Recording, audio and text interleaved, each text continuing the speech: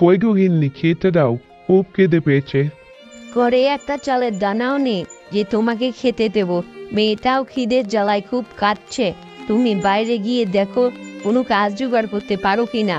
হায় হায়, আমি কেমন বাবা হয়েছি যে মেয়েকে দুবেলা ঠিক মতো খেতে দিতেও পারি না। আচ্ছা, তাহলে আমি বাইরে গিয়ে দেখি কোনো কাজ জোগাড় করতে পারি কিনা। সে সারাদিন শুধু ঘুরতেই থাকে, কোথাও কাজ খুঁজে পায় না। তাই উপায় না পেয়ে জমিদার বাড়িতে কাজের খুঁজে যায়। এই গ্রামের জমিদার অনেক লোভী এবং স্বার্থপর। জমিদার বাবু বাড়িতে আছেন? কি হয়েছে, কি বলবি বল। জমিদার বাবু, আপনার এখানে কোনো কাজ পাওয়া যাবে?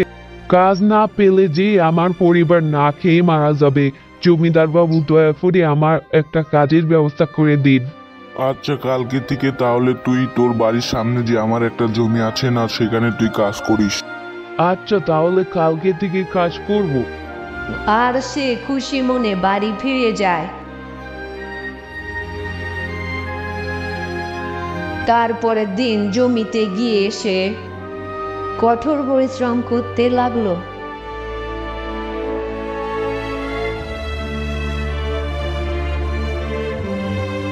সে প্রতিদিনই খুব পরিশ্রম করত।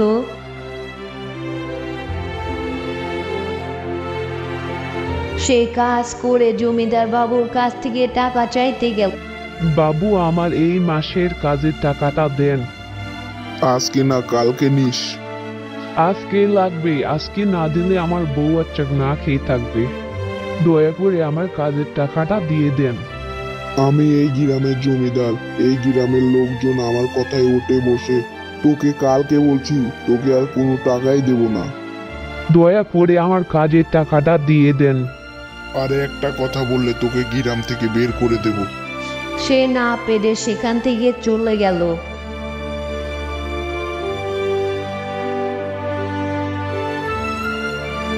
জমিদার বাবু আমার কাজের টাকা দিল না, আর গ্রাম থেকে বের করে দেওয়ার কথা বলল। তারপর তারা কোনো উপায় না পেয়ে শহরে চলে যায়।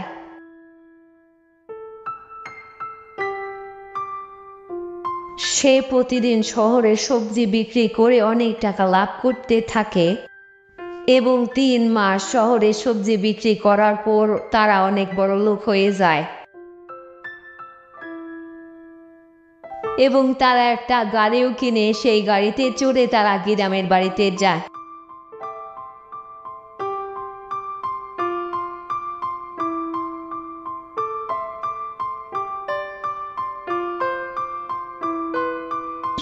এবং তারা গ্রামে গিয়ে সুন্দর একটা বাড়ি তৈরি করে। তো বন্ধুরা, এই গল্প থেকে আমরা কি শিখলাম? মানুষের সময় কখনোই একরকম যায় না। এটা আমার নতুন ইউটিউব চ্যানেল, যাদের কার্টুন ভালো লাগে আমার চ্যানেলটা সাবস্ক্রাইব করে রাখুন।